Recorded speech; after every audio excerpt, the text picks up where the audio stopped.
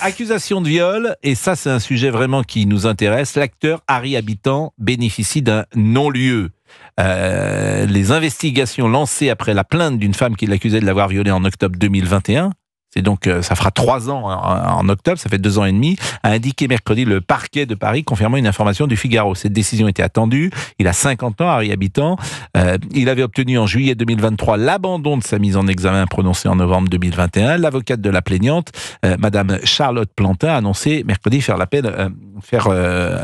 appel du non-lieu. Ce qui est intéressant là-dedans, c'est vrai que c'est l'époque que nous vivons, il y a eu tellement d'abus parfois d'un côté, avec les hommes qui se sont conduits n'importe comment pendant tant d'années, qu'effectivement, il peut y avoir, et pour le moment ça semble être le cas, des décisions qui ont été trop hâtives, et cette fois de l'autre côté du balancier.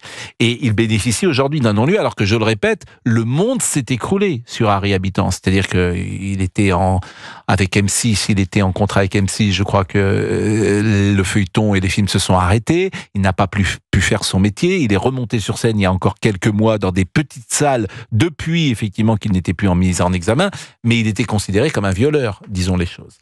Donc on est avec Yann, je pense. Bonjour Yann. Bonjour Pascal. Oh là là, quelle voix. Yann. Et vous vouliez réagir. Alors, je vais quand même vous lire la dépêche que je découvre en même temps que je la lis.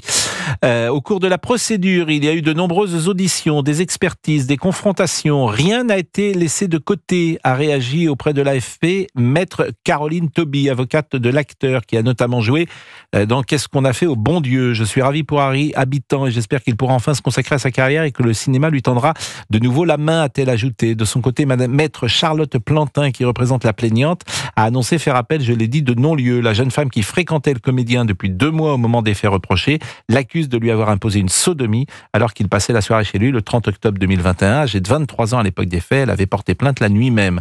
Et à l'issue de sa garde à vue, Harry Habitant avait été mis en examen pour viol et placé sous contrôle judiciaire en novembre 2021. Au cours de la procédure, la jeune femme avait décrit l'acteur comme obsédé par la pratique de la sodomie, mais précisé qu'il avait jusqu'alors toujours accepté son refus. Cette nuit-là, elle assure avoir d'abord dit non, pas ce soir, puis hurlé de douleur pendant l'acte. Mais en juillet 2023, le juge d'instruction avait placé Harry Habitant sous statut de témoin assisté, estimant qu'il n'y avait plus assez d'éléments à charge concordants pour justifier un statut de mise en examen. Alors pardonnez-moi d'entrer dans des détails qui sont un peu scabreux, mais cette affaire est escabreuse, elle l'était. J'entends la musique qui annonce la pause. Donc Yann, vous restez évidemment avec nous ?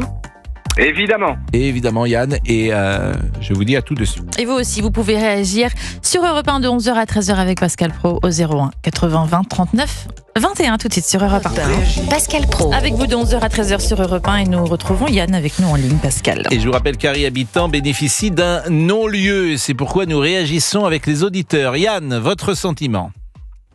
Écoutez, moi je connais pas Harry Habitant, je vois simplement qu'il y a eu un jugement, il y a eu un non-lieu, et on ne peut que déplorer que la dictature de l'émotion dans laquelle on vit grâce à la multiplication des médias ou autres, ait mis Harry Habitant, pour parler un peu crûment, à un croc de boucher pendant 3 ans, alors le jugement n'avait pas été émis. Donc ce pauvre gars, quelle que soit la situation qui se soit déroulée, a bénéficié d'un non-lieu. Tant que le jugement n'était pas émis, il s'est retrouvé dans l'arène du Colisée, dans les jeux du cirque. Donc il s'est fait déchiqueter. Et je trouve ça humainement terrible. Et en même temps, je suis fataliste. Comment éviter ça ? Comment faire que ça n'arrive pas ? Comment faire que ces employeurs ne le tuent pas socialement tant que le jugement n'a pas été formulé. Donc c'est absolument odieux, et c'est pas le seul. Il y a plein de gens qui sont dans les médias ou dans la politique avec une certaine ou une forte visibilité, qui sont mis en cause, et puis qu'on va massacrer alors que le jugement n'est pas émis. Donc c'est quand même parfois il n'y aura même pas de jugement puisqu'il y a prescription. Mais si vous me permettez, moi je fais une différence importante entre un témoignage et 25 témoignages. Et je pense que tout le monde fait un peu la même différence. C'est-à-dire que si une personne est visée par 25 ou 30 témoignages, je pense par exemple pour ne pas le citer, à Gérard Miller, je ne me fais pas la même opinion sur l'affaire Gérard Miller que sur une affaire où il n'y a qu'un témoignage. Ce que je vous le dis là, c'est une position de bon sens. J'exprime une position de bon sens. Mais Alors en plus arrive la prescription d'innocence là-dessus. Pas la prescription d'innocence, pardon, la prescription, c'est la présomption d'innocence et la prescription. Donc parfois ces affaires sont prescrites parce que ceux qui parlent ou celles qui parlent, c'est ce qu'on appelle le temps du traumatisme, elles n'ont pas parlé, puis l'époque permettait pas également d'entendre de la même manière, et parfois il s'est passé 10 ans, 20 ans, 30 ans avant que les gens parlent, et là c'est prescrit. Alors, votre point de vue qui est de bon sens, qui est un point de vue modéré, vous avez entièrement raison. Il y a probablement et même certainement une graduation dans le cas de l'affaire Harry Habitant, puisque c'est de ça dont on parle là, il y avait aujourd'hui. qu'un témoignage, donc c'est pas la même chose. Voilà. Mais que faire autrement ? Vous savez, vous avez dit, c'est les médias, en tout cas c'est les employeurs qui se sont détournés de lui, mais pas que. Hein.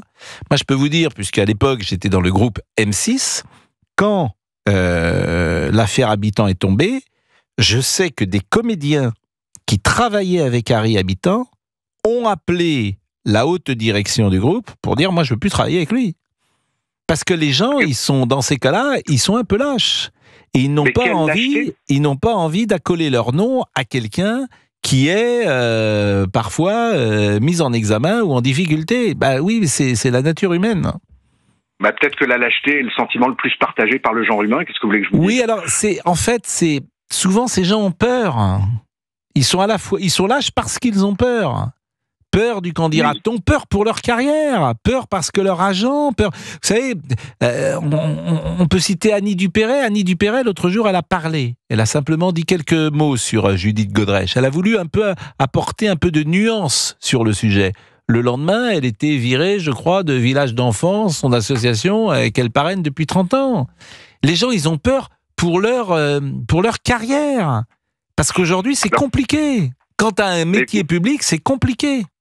Non, mais vous vous rendez compte quand même, on parle d'Harry Habitant, mais des conséquences matérielles et sociales pour ce monsieur. Mais pour lui, alors, matériel, oui, familial, oui, bien sûr, ton couple peut exploser, ta famille peut exploser, tes enfants, évidemment, peuvent se détourner de toi, parce que si tes enfants apprennent ça, il a 50 ans, donc c'est difficile, bien sûr, c'est difficile. Est-ce que ce traitement-là, et c'est pour ça que je disais que je suis fataliste, je vois pas comment ça peut ne pas arriver. Il n'y aurait qu'une possibilité de le faire, et à mon avis c'est très compliqué, c'est si les médias n'avaient pas le droit de parler d'une affaire qui n'est pas jugée. Je ne sais même pas comment le formuler parce que c'est ou de mise en examen. Je vois pas comment. En fait, il y a pas de solution. Il y a pas de solution parce que par la presse, vous n'allez pas censurer la presse. Vous pouvez pas empêcher la presse de parler de quelque chose, d'une affaire en cours. Et encore moins les réseaux sociaux. Les réseaux sociaux, en tout cas, si la presse n'avait pas accès à l'information, les réseaux sociaux, ça serait peut-être plus compliqué aussi de l'avoir. Vous voyez, si la police n'avait pas le droit de communiquer, par exemple, une plainte est déposée, et tant que la plainte n'est pas instruite, on n'a pas le droit d'en parler. Et à la fin de l'instruction, il y a ou un renvoi ou il y a un non-lieu. Et à ce moment-là, tu pourrais en parler. Mais ça me paraît très compliqué. Et pour tout dire, un peu irréalisable. Je me demande si finalement le traitement pendant toutes ces années-là qu'a subi Harry Habitant n'est pas, sous certains aspects, je suis prudent dans la formulation quand même, mais pire que la prison, en fait. Non, c'est pas pire non plus, parce que la prison, faut y aller. Mais vous avez raison, ça pose évidemment. Enfin, il est clair que quand tu es mis en examen et que tu es un innocent, c'est ce qu'il y a de pire. Quel que soit... bon. Yvan, vous êtes commercial ? Yann. Oui. Yann, vous êtes commercial, vous avez déjà eu affaire à la justice ? Non, pas sur des affaires tout à fait mineures de commerciales ou des choses comme ça, mais c'est à l'évidence même. Oui, c'est jamais même agréable. Sur des petites choses. Bien sûr. Je peux vous dire que la justice est une vieille dame indigne. Ça veut dire qu'à partir du moment où vous rentrez dans un cirque ou dans un circuit judiciaire, mais sur des choses mineures, vraiment, il y a un aléa qui est absolument effarant. On ne sait pas comment ça va sortir, même si sur le fond, dans pas mal de cas, le plaignant a raison. D'autre part, il y a des délais qui sont absolument effarants en France. Et il n'y a qu'à voir le ratio qui est fait, je ne l'ai pas en tête, mais je l'avais vu récemment, qu'il y a du nombre de magistrats ou de personnel de la justice rapporté à 1000 habitants en France et sur les pays voisins. La situation est très défavorable en France. Ça veut dire que, comme dirait ma concierge, si vous voulez, Pascal, il n'y a plus de justice, quoi. Bon, écoutez, merci en tout cas de ce témoignage. Yann, vous êtes dans quelle région de France ?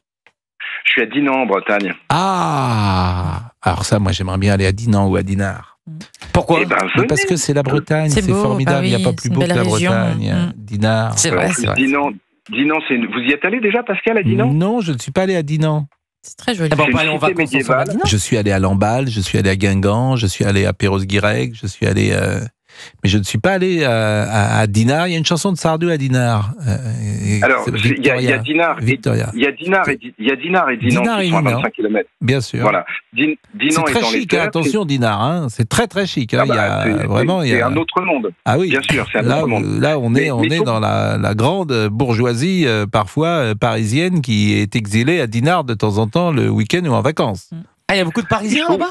Je crois que François Pinault habite. Il a une des nombreuses maisons. Il a des maisons. Il est comme Cadet-Roussel, François Pinault. Il a des maisons un peu partout, mais il a notamment une maison à Dinard, hein, parce qu'il est Exactement. breton. François Pinault, comme vous savez, c'est l'actionnaire principal du Stade Rennais, Et Oui, Pascal, qui sera venez à peut-être en Dinan. finale d'ailleurs de Coupe de France. C'est PSG Rennes, non ? C'est ça, c'est Oui, ce soir. PSG Rennes. C'est ouais, c'est c'est ça. PSG Rennes. Donc, Bon, ça m'étonnerait, mais oui, il y a une comment chance. ça vous étonnerait ? Bah, Soyez non, non, agréable bah, avec les Rennais, Bah s'il non, vous mais plaît. voilà, il y a beaucoup de chances que Paris soit en finale quand même, non ? Vous pensez pas ? Mais la chance, un match de football, c'est 90 minutes. Bon, et vous belle bossez phrase, dans quoi, Yvan ? Vous vendez quoi, Yann ? Je vends des services informatiques dans la région. Ah, et ça marche bien ? Bah écoutez, ça marche bien, il y a toujours besoin de services parce que c'est toujours très compliqué. Je suis d'accord avec vous. Mais Pascal, faut venir à Dinan, c'est une cité Mais je médiévale. viendrai. C'est canon, vraiment. Je cite Caroline Toby, qui est l'avocate d'Harry Habitant, qui vient de dire « Je suis heureuse et soulagée pour Harry Habitant et j'espère qu'il pourra de nouveau se consacrer à sa carrière après 3 années difficiles. Cette décision intervient après de nombreuses investigations menées très sérieusement par 2 juges d'instruction. » Je rappelle évidemment cette déclaration que je lisais tout à l'heure dans la dépêche de l'AFP. Merci Yann. Merci. Qu'est-ce que vous allez faire cet après-midi ? Petite sieste ? Eh ben, continuer à travailler Bon. et à m'occuper de mes clients. Vous avez combien de clients ? À peu près une quinzaine. Ah oui, bon, ça va, vous n'avez pas trop de clients. Mais oui, mais enfin, je leur vends pas C'est les carottes. agréable. C'est toujours très bon. Non, mais Est-ce que vous faites... Alors ça, c'est un terme que vous ne connaissez pas. Est-ce que vous faites de la prospection ? Parce que le VRP, Oui, il aussi. fait de la prospection. Ah bah si, je sais. C'est quoi, Ah, prospection ? c'est se vendre auprès des clients, c'est ça ? Non, Non, alors- recruter des clients. Exactement, Voilà. faites des clients. Ouais. Vous faites de la prospection. Oui. Bon, écoutez, c'est bien, parce que 15, il va falloir que vous en fassiez de la prospection. C'est un peu comme la page Facebook. Hein. On est à la page- combien Qu'est-ce que ça d'ailleurs veut dire ça ? Il n'y a pas beaucoup de prospection sur la Non, page mais arrêtez, Facebook. non, mais ça commence à me vexer là. Non, mais franchement, Pascal, arrêtez de me vexer avec cette page Facebook. 23 000 abonnés, vous savez ce que c'est, 23 000 Depuis le 28 août. Ah bah, c'est pas Oh mal. là. Non, mais. Écoutez, ça fait pas... Alors qu'on a des millions de gens qui nous écoutent. Mais attendez, mais sur le marché des pages Facebook, je suis le premier, hein. Vous le savez, ça. C'est vrai ? Ah bah en termes d'efficacité, au vu du nombre de mois depuis lesquels elle existe, je suis premier. Florian Carassou-Maillan, Elle a pas l'air trop d'accord avec ça. il est en train de faire On un peut petit mieux geste. faire, je pense, Olivier. Mais voilà. comment ça on peut mieux faire ? Comment je peux mieux faire ? Justement, en demandant à Florian Carassou-Maillan de l'aide. Vous voulez pas que je m'occupe de vos réseaux sociaux à vous ? Non. Non ? Parce Je que ne j'ai sais regardé pas. un petit peu, c'est pas flamboyant. Non, hein. mais parce que Il n'y a aucune éditoriale, il n'y a rien, tout est mélangé C'est comme ça. vrai. Regardez, Celui-là. vous êtes en train J'ai tout fait tomber, oui. Regarde ton raisonnement, il est tombé par terre, comme on dit chez Don Juan. Sganarelle. Tiens, je vous appelais Sganarelle. Non. Ça vous va bien. Bon, qu'est-ce qu'on fait ? On change de sujet ? Ou est-ce qu'on marque une Bah, pause je voulais faire un Fabrice petit point avec Lafitte Olivier. Un petit peu Facebook. Un petit point Ouais, on avec, parle de sur ma page Trouvez-moi la Facebook. chanson Victoria de Michel Sardou où on parle de Dinard. Oula, il va Victoria demander une prime. 1917. Je peux faire un petit Il point va demander une prime ou Oui. c'est demandé Oh lui, chaque action doit être rémunérée. hein. mais une récup. Non mais il est fou, je Non, le connaissais pas. Non, mais- Non. Bon, allez, la grande page Facebook. Pour Yves. La grande page Facebook. Oui, la grande, maintenant. immense, oui, pardon. Oui. L'incommensurable. Pour Yves, ce sont les médias et les. Oui, pour Yves, ce sont j'ai les compris, médias pour et les. Yves. Ah non, mais commencez pas, s'il vous plaît. Ce sont les médias et les réseaux sociaux qui ont construit et alimenté cette affaire avec Harry Habitant. Johan nous dit après Non, 3 c'est ans. pas, ça c'est pas vrai ce qu'il dit. C'est pas vrai. C'est parti d'une mise en examen de la justice. C'est pas les réseaux sociaux. Les réseaux sociaux, ils suivent. Johan nous dit, après 3 ans à se faire écraser, ce non-lieu doit être comme une forme de libération pour lui. Et on termine avec Sylvie. Même avec ce non-lieu, je n'arrive plus à le regarder quand ces films passent à la télé. Alors ça, c'est terrible. Alors ça, franchement, d'abord, c'est étonnant ce qu'elle dit, puisque même avec ce non-lieu, je n'arrive plus à le regarder quand les films, il n'a pas vu de film, ça vient de tomber, le non-lieu. Non, mais même avec ce non-lieu, oui. Quand je n'arrive pas à le regarder, mais il vient de tomber ce matin. J'imagine qu'elle parle au futur, alors. Je n'arriverai pas. Oui, bah oui, ah ouais, je n'arrive ça doit pas, être ça. Ouais. Comme si. Bon, je vais contacter Sylvie, je vais lui dire que ça va pas du tout son commentaire, alors qu'il n'est pas bien accordé. Il n'y a pas de nouveau film. Il est tombé tout à l'heure. Mais non, mais écoutez. Elle n'arrive pas à regarder. Elle n'a pas vu de film depuis que le non-lieu est tombé. Bah écoutez, mais c'est pas moi qui ai écrit, c'est Sylvie. Donc si vous avez un problème, vous appelez Sylvie. Vous avez le téléphone des uns et des autres, ils laissent leur téléphone. Bon, bien sûr, ils laissent leur carte bancaire, ils laissent tout, leur RIB. Non mais bon, ça va pas.